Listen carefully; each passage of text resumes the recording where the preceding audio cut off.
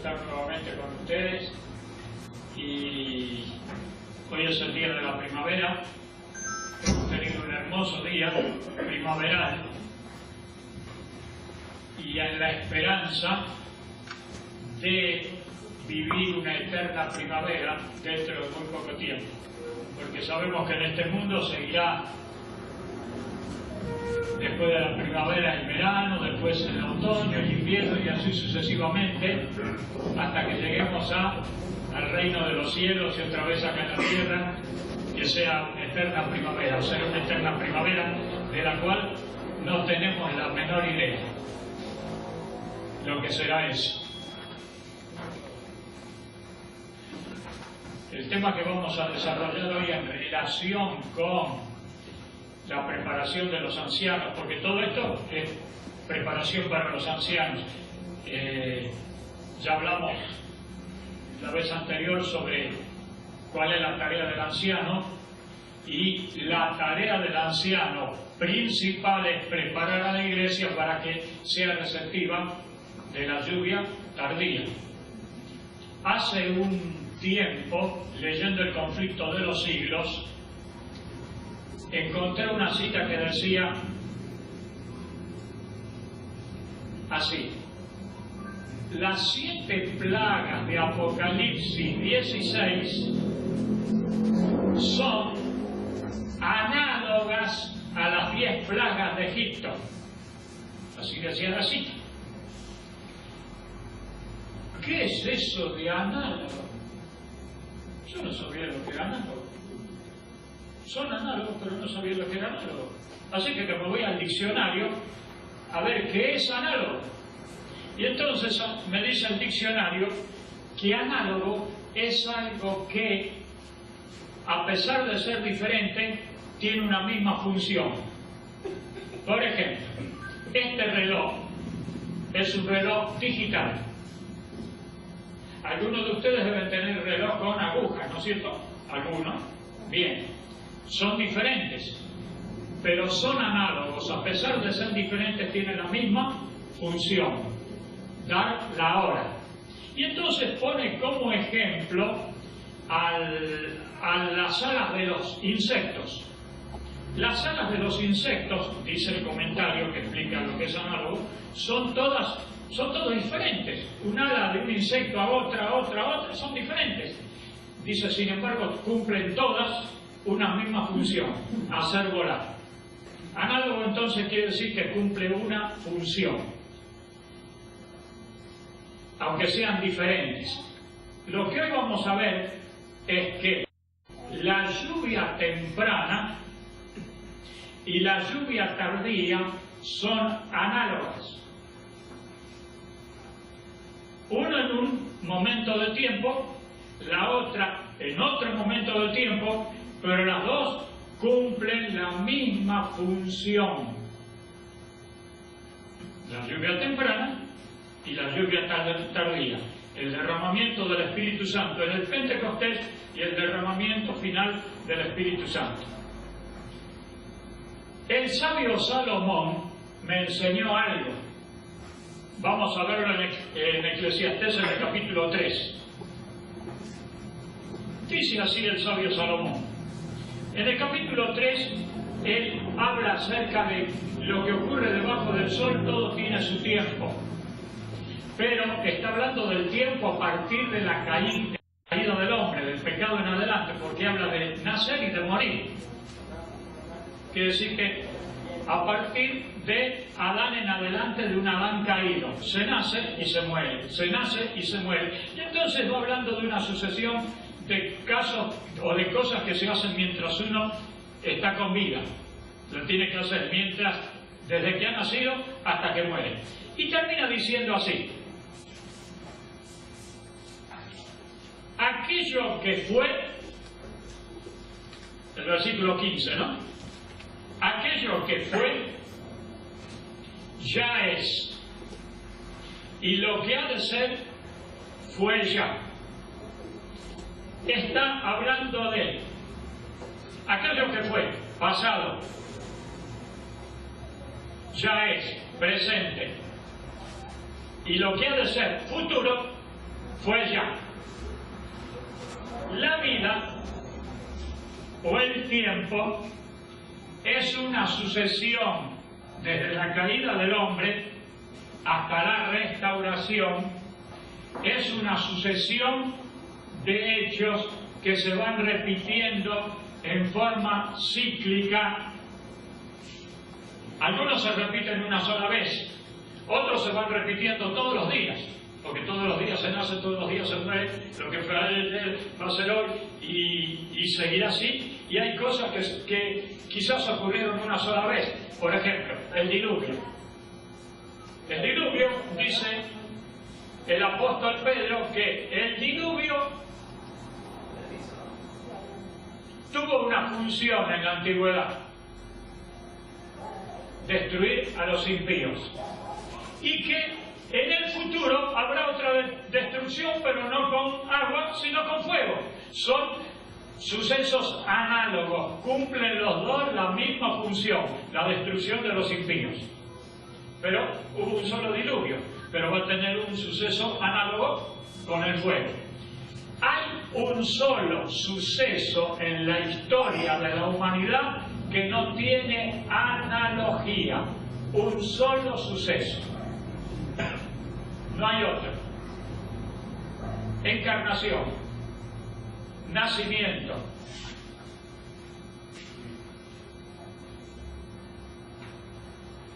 y sacrificio de Cristo. Hay uno solo, no hay más. Ni siquiera les voy a decir de la resurrección, porque la resurrección va a tener otro hecho análogo. El apóstol Pablo dijo: Cristo las primicias, y los que son de Cristo en su venida. O sea que hasta la resurrección va a tener un hecho análogo con la resurrección de nosotros. El derramamiento del Espíritu Santo tiene su hecho análogo. Lluvia temprana, lluvia tardía. Y acá anoté algo que lo voy a leer, que dice así: hubo hace 2000 años, surgió por la enseñanza de un hombre una doctrina impopular, basada en la vida, la muerte y la resurrección de un hombre.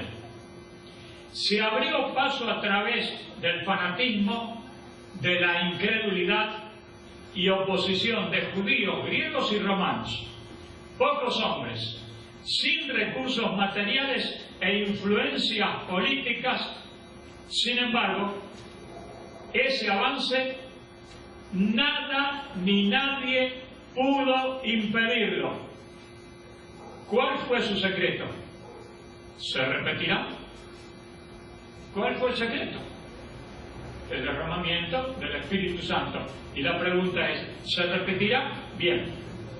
Nosotros hablamos mucho acerca de la lluvia tardía y la relacionamos con la lluvia temprana.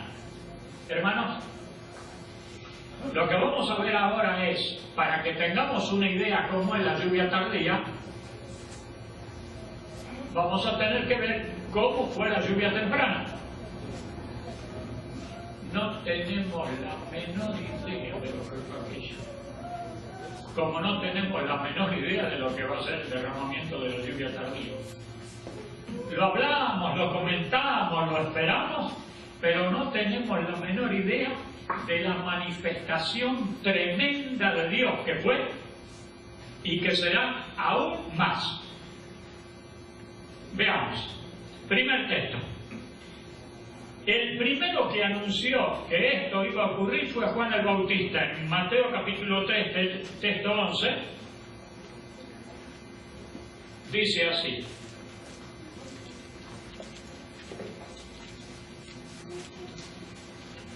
yo a la verdad os bautizo en agua para arrepentimiento, pero el que viene detrás de mí,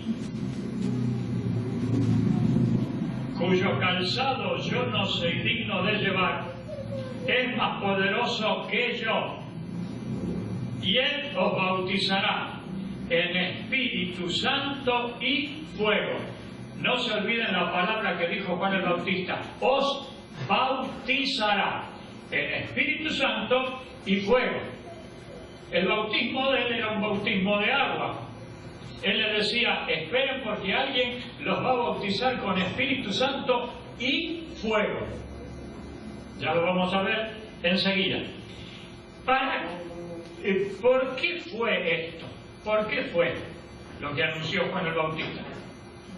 El Señor Jesucristo lo dijo, porque era necesario preparar, por medio del Espíritu Santo, a la Iglesia y preparar al mundo. Una era la preparación que iba a hacer el Espíritu Santo con la Iglesia y otra iba a ser la preparación que iba a hacer el Espíritu Santo con el mundo. Vamos a verlo. En Juan capítulo 14, texto 16. Todos estos textos están en Juan. Empecemos con Juan 14, texto 16. Dice Juan 16. Y yo rogaré al Padre y os dará otro Consolador, para que esté con vosotros para siempre. Yo estoy con ustedes todos los días, hasta el fin del mundo, dijo el Señor Jesucristo. ¿Por medio de quién? Del Consolador. Para que esté con vosotros para siempre. El texto 26. El texto 26 dice, mas el Consolador, el Espíritu Santo, a quien el Padre enviará en mi nombre, Él os enseñará todas las cosas y os recordará todo lo que yo os he dicho. ¿Cuál era la función entonces del Espíritu Santo? Enseñar y recordar lo que el Señor Jesucristo nos ha dicho. ¿Cuál otra era la función del Espíritu Santo? En el capítulo 15, textos 26 y 27. Dice, pero cuando venga el Consolador a quien yo enviaré del Padre, el Espíritu de verdad, el cual procede del Padre, Él dará testimonio acerca de mí, y vosotros daréis testimonio también, porque estáis conmigo desde el principio. El testimonio máximo que tenían que dar la Iglesia era ¿de quién? ¿Acerca de quién? Acerca de Cristo, lo estamos viendo. El testimonio que se tenía que dar era acerca de nuestro Señor Jesucristo. Entonces, recordaría, enseñaría y ellos darían, por el poder del Espíritu Santo, testimonio acerca de Cristo. El texto, vamos a ver ahora, el 16, el 7, el 8 y el 13. En el 16 dice el 7, pero ahora ya cambia.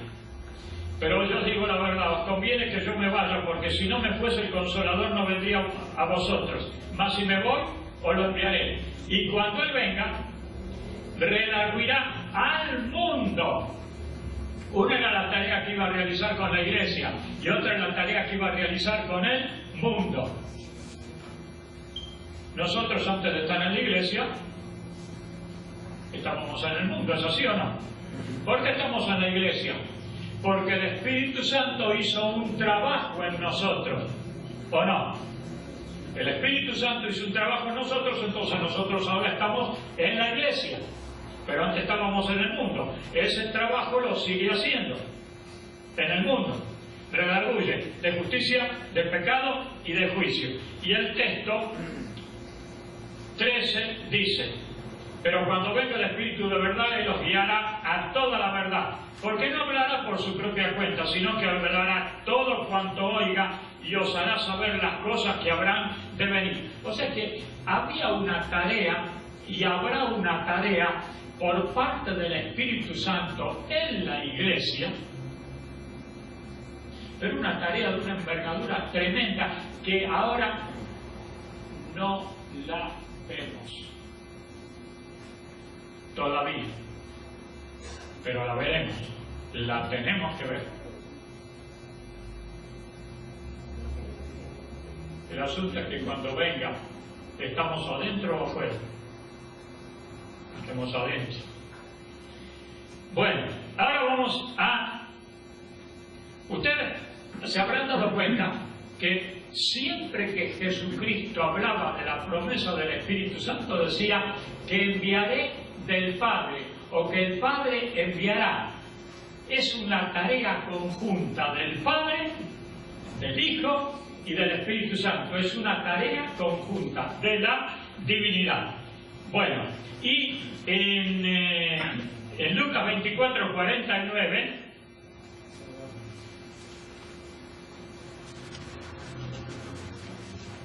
dice así. Lucas 24, 49.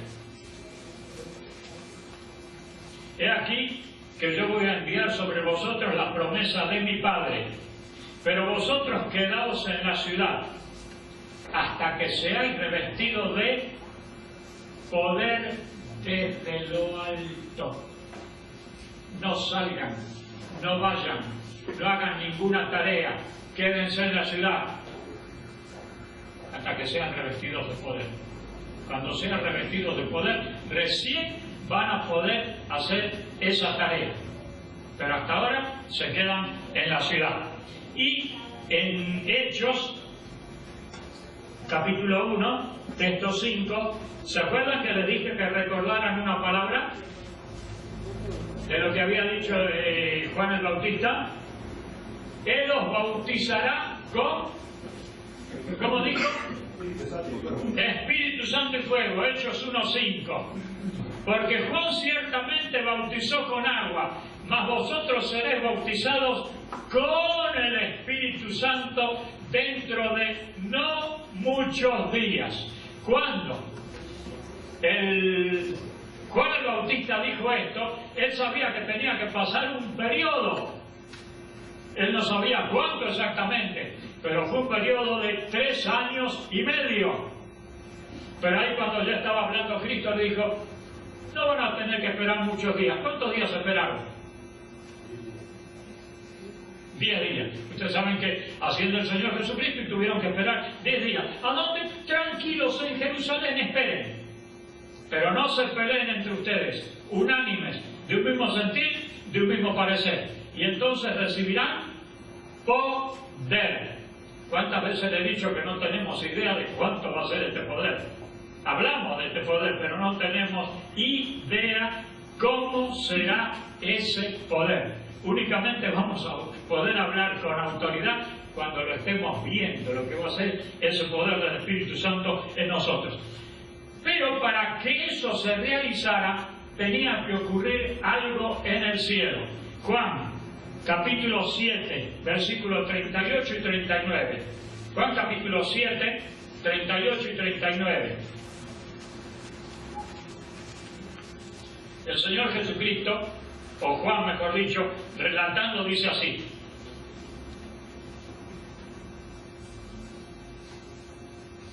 El que cree en mí, como dice la Escritura, de su interior correrán ríos de agua viva. Esto dijo del Espíritu que iban a recibir los creyentes en Él, pues aún no había sido dado el Espíritu Santo porque Jesús no había sido aún glorificado. El Espíritu Santo iba a ser dado cuando Jesucristo fuese glorificado. Y en Hechos, en Hebreos, en el capítulo 5, Hebreos capítulo 5, el texto 5, 6 y 10 dice así. Así, tampoco Cristo se glorificó a sí mismo haciéndose sumo sacerdote, sino el que le habló así: tú eres mi hijo, yo te he engendrado hoy. 6. Como también dice en otro lugar, tú eres sacerdote para siempre, según el orden de Melquisedec. Y el texto 10 dice: y fue proclamado públicamente por Dios como sumo sacerdote según el orden de Melquisedec. Otra analogía: cuando Cristo es públicamente declarado sumo sacerdote y empieza su tarea ministerial en el cielo, empieza su tarea como sumo sacerdote en el cielo, es derramado el Espíritu Santo en la tierra. Cuando Él esté terminando su tarea como sumo sacerdote en el cielo, será derramado el Espíritu Santo en la lluvia tardía. Uno al principio y otro al final. Uno en el comienzo y otro en la terminación de su ministerio en el cielo. Ahora vamos a... ¿Para qué iba a ser derramado el Espíritu Santo? ¿Para qué, pues mejor dicho, fue derramado el Espíritu Santo en el Pentecostés? Todo esto, ¿para qué fue? Es para que tengamos en idea cómo será. Veamos ahora en Hechos capítulo 1 y texto 8. Hechos 1, 8.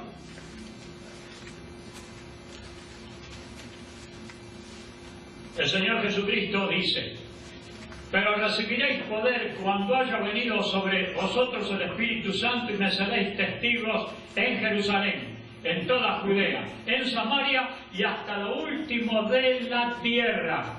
El Espíritu Santo iba a ser para que su iglesia sean testigos. ¿Qué es lo que es el testigo? Da testimonio. El testigo es el que testifica, el que da un testimonio de algo. En este caso, ellos iban a tener que testificar de Cristo. Hablarían acerca de Cristo y revolucionarían el mundo. ¿Y qué otra cosa harían? Hechos capítulo 2, del 14 al 18. Entonces Pedro, poniéndose en pie con los 11, alzó la voz y se expresó así, diciéndoles: varones judíos y todos los que habitáis en Jerusalén, esto os sea notorio y prestad atención a mis palabras. Porque estos no están ebrios como vosotros suponéis, puesto que es la hora tercera del día, era las 9 de la mañana, sino que esto es lo que ha dicho, esto lo dicho por medio del profeta Joel. Y sucederán los últimos días, dice Dios. En Joel no dice Dios. Esto lo dice Pedro. Dice Dios, como diciendo, las palabras de Joel son dichas por Dios. Que derramaré de mi espíritu sobre toda carne, y vuestros hijos y vuestras hijas profetizarán, vuestros jóvenes verán visiones y vuestros ancianos soñarán sueños. Y hasta sobre mis siervos y sobre mis siervas en aquellos días derramaré mi espíritu y profetizarán. Yo les dije en alguna oportunidad en esta iglesia que profetizar, una de las tareas del profeta era predecir cosas que van a ocurrir en el futuro. Pero la tarea del profeta, anhelar los dones del Espíritu y sobre todo que profetizar. ¿Por qué? Porque el profeta exhorta, consuela y edifica. Ustedes ven, y vi volar en medio del cielo un ángel que tenía el Evangelio eterno para predicarlo a toda nación, pueblo, tribu y lengua. Eso es un mensaje de profecía, porque el mensaje de los tres ángeles es un mensaje de consolación, exhortación y edificación. Lean los mensajes de los tres ángeles y van a ver. Es un mensaje que abarca todo. Y el mensaje que tenemos que dar nosotros con respecto a la segunda venida de Cristo no es así. Es un mensaje de exhortación, es un mensaje de consolación y es un mensaje de edificación. Y no somos profetas, pero estamos profetizando. ¿Me van entendiendo? Bien. Ahora vamos a cómo se participaba. ¿Cómo se participó en el pasado? De la misma manera se va a participar en el futuro. Gálatas, capítulo 3, texto 2. Gálatas, capítulo 3, texto 2. Dice así: esto solo quiero averiguar de vosotros. ¿Recibisteis el Espíritu por las obras de la ley o por el oír con fe? Y dice el texto 5. Pues aquel que os suministra el Espíritu y realiza milagros entre vosotros, ¿lo hace por las obras de la ley o por el oír con fe? Y el texto 14. Para que en Cristo Jesús la bendición de Abraham alcanzase a los gentiles, a fin de que por medio de la fe recibiésemos la promesa del Espíritu. ¿Cómo se recibe el Espíritu Santo? ¿Cómo lo recibiremos, mejor dicho? Por fe. Tenemos que creer que lo vamos a recibir por fe. Por supuesto, hay otro requisito que ya lo vamos a ver enseguida. Pero el Espíritu Santo se recibe por fe. ¿Cómo estamos avanzando nosotros en la vida cristiana día a día? Por fe. De la manera que recibisteis al Señor Jesús, dice Colosenses, así anda. ¿Cómo lo recibimos? Por fe. ¿Cómo tenemos que seguir? Por fe. ¿Cómo tenemos que avanzar? Por fe. ¿Cómo vamos a recibir el Espíritu Santo? Por fe. Bueno, ahora en Efesios capítulo 1, y este es un texto muy interesante, en Efesios capítulo 1, textos 13 y 14, dice así: en él también vosotros, está hablando de aquel presente está hablando. En él también vosotros, habiendo oído la palabra de verdad, el evangelio de vuestra salvación, y habiendo creído, oyeron y creyeron. Fuisteis sellados también en él con el Espíritu Santo de la promesa. ¿Hubo ya un sellamiento? Hubo un sellamiento. Acá el texto te dice que hubo un sellamiento. ¿Por qué? Porque creyeron por fe y fueron sellados. En el futuro, ¿cómo será? Creyendo por fe también seremos sellados con el Espíritu Santo de la promesa. Hay un sellamiento futuro, hubo un sellamiento. ¿Qué quiere decir ser sellado? Hay un texto en la Biblia que nos da la idea. ¿Qué quiere decir ser sellado? Está en Daniel, en el capítulo 6 de Daniel. Por lo menos mi versión lo dice de esta manera, Daniel capítulo 6. Y el de la de ustedes debe decirlo más o menos parecido. Dice así, el texto 17. Y fue traída una piedra y puesta sobre la boca del pozo, y el rey la selló con su anillo y con el anillo de sus dignatarios, para que la situación de Daniel no se pudiese alterar. ¿Qué quiere decir ser sellado? Que es una situación que ya no se puede alterar. Aquellos que fueron sellados en el pasado ya estaban en una situación que no, una vez que fueron sellados por el Espíritu Santo, ya estaban en una situación que no se podía alterar, ya eran santos. Eran perseguidos, eran castigados, pero ya eran santos. Y en el futuro, cuando seamos sellados por el Espíritu Santo de la promesa, ¿qué quiere decir? Si somos sellados, ya vamos a entrar en una situación que no se va a poder alterar. ¿Me van entendiendo? Eso quiere decir ser sellado. Ser sellado quiere decir estar en una situación que ya, una vez que fuiste sellado, ya no se puede alterar. O recibís el sello o recibís la marca. Si recibís el sello es para salvación. Si recibís la marca es para perdición. Bueno, seguimos ahora y vamos a ¿quiénes participaron? ¿Se acuerdan ustedes que dije que los Gálatas, cuando se le escribió a los Gálatas, que habían recibido el Espíritu por fe? Pero no solamente decir, tengo fe que venga el Espíritu Santo sobre mí. No es solamente eso. Vamos a ver Hechos capítulo 5, 32. En Hechos capítulo 5 y texto 32, leemos: y nosotros somos testigos suyos de estas cosas, y también el Espíritu Santo, el cual ha dado Dios a los que le... El que tiene fe es obediente, por eso recibe el Espíritu Santo. Tiene fe, y la fe la demuestra en su obediencia, y entonces recibe el Espíritu Santo. Eso fue en el pasado. ¿Cómo va a ser en el futuro? De la misma manera. Lo que es en el pasado, lo que fue, así es. Ahora vamos a los resultados generales.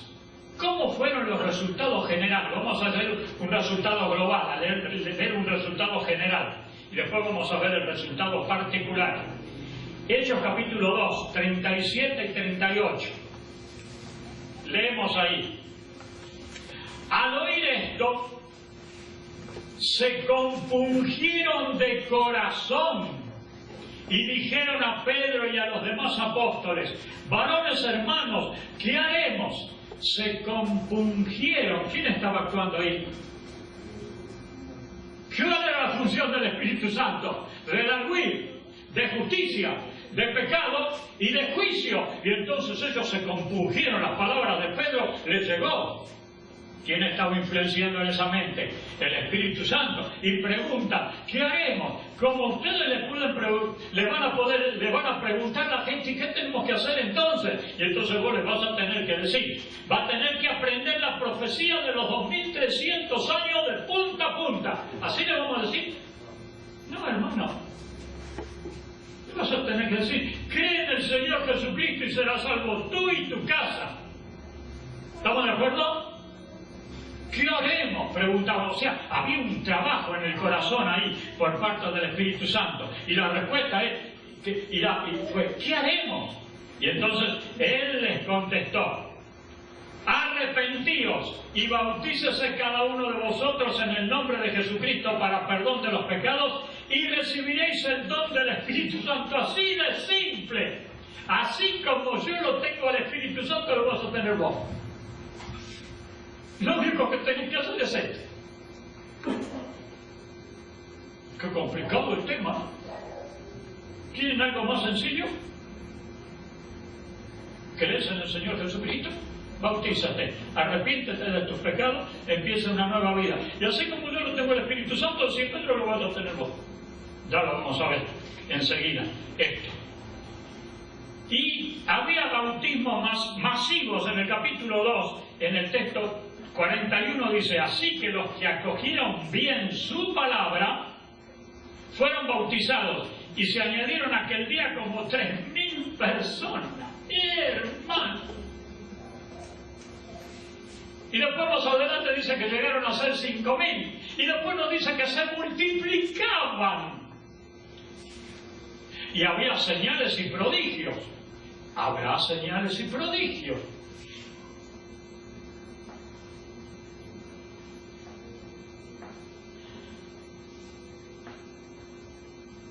Vamos a Hechos, acá vamos a encontrar una palabra muy importante. Hechos capítulo 5, textos 12 y 14. Dice así: y por manos de los apóstoles se hacían muchas señales y prodigios en el pueblo, y estaban todos unánimes en el pórtico de Salomón. La palabra de los demás, ninguno se atrevía a juntarse con ellos, pero el pueblo los alababa grandemente. Acá está hablando los que aceptaban y los demás. En el fin va a ser lo mismo. Cuando salgamos a predicar el mensaje final, los que aceptaban y los demás. Los que no van a aceptar, los que se van a mantener al margen. Esto a mí no me interesa o no me conviene.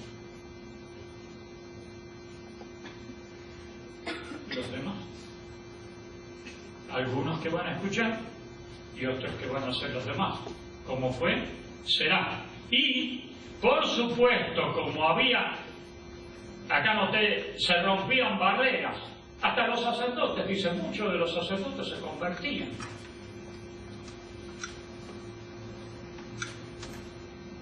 Que en el futuro no va a poder ser igual.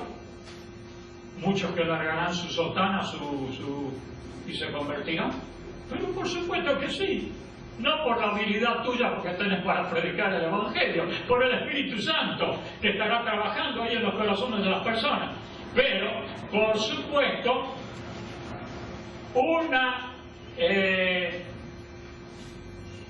¿cómo es que dice? Una acción provoca una reacción, ¿no es cierto? Ahora está la reacción. Vamos a ver cuál es la reacción. Hechos capítulo 8, 1 y 4. Dice: y Saulo estaba de acuerdo con ellos en su muerte. En aquel día se desató una gran persecución contra la iglesia que estaba en Jerusalén, y todos fueron esparcidos por las regiones de Judea y de Samaria, excepto los apóstoles. Y el 4. Pero los que fueron esparcidos iban por todas partes anunciando la buena nueva de las palabras. Claro, se produjo una reacción adversa, se produce una persecución. ¿De qué sirvió esa persecución? Se fueron de Judea y empezaron a predicar en Samaria, y seguirían predicando hasta lo último de la tierra. ¿Quiénes eran los que perseguían? Los demás.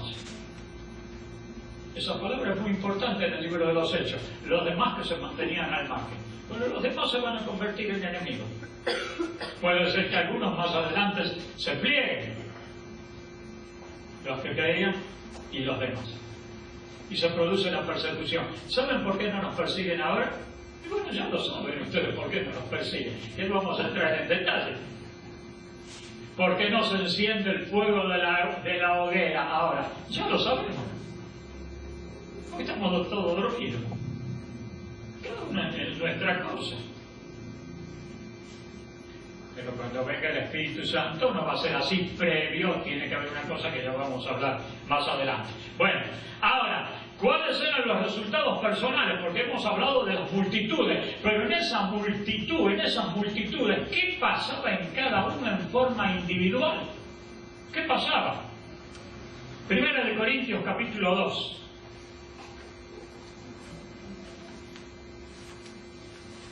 Del 9 al 13. Antes bien, como está escrito, cosas que el ojo no vio ni el oído oyó, ni han subido al corazón del hombre, son las que Dios ha preparado para los que le aman. Pero Dios nos las reveló a nosotros por medio del Espíritu, porque el Espíritu todo la escudriña, aún las profundidades de Dios. Porque ¿quién de los hombres sabe las cosas del hombre, sino el Espíritu del hombre que está en él? Así también nadie conoce las cosas de Dios, sino el Espíritu de Dios. Y nosotros no hemos recibido el Espíritu del mundo, sino el Espíritu que proviene de Dios, para que sepamos lo que Dios nos ha otorgado gratuitamente, sin costo, gratis. Lo cual también hablamos, no con palabras enseñadas con sabiduría humana, sino con las que enseña el Espíritu, acomodando lo espiritual a lo espiritual. ¿Cuál era la función del Espíritu Santo? Cuando Él venga, os enseñará y recordará. ¿Qué estaba haciendo el Espíritu Santo? ¿Qué había hecho? Enseñaba.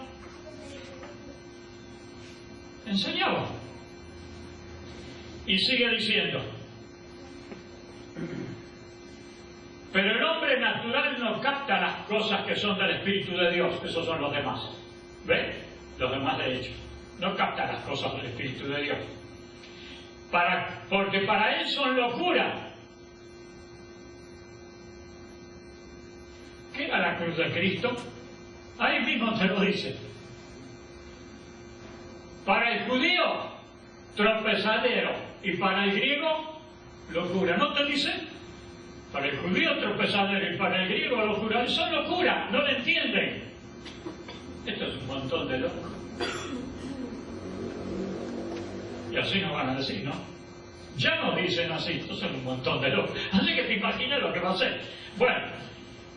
Pero el hombre natural no capta las cosas que son del Espíritu de Dios, porque para él son locura, y no las puede conocer porque se han de discernir espiritualmente. Claro, porque el Espíritu le habla al Espíritu. El Espíritu Santo te habla al Espíritu tuyo, no te habla a la carne, le habla al Espíritu, a tu Espíritu. En cambio, el espiritual discierne todas las cosas, pero él no es enjuiciado por nadie. Y ahora viene, ¿cuál era los resultados personales? Porque ¿quién conoció la mente del Señor para que pueda instruirle? Mas nosotros tenemos la mente de... Había una renovación en la mente, hermano. Cuando venga el Espíritu Santo va a producir una renovación en tu mente.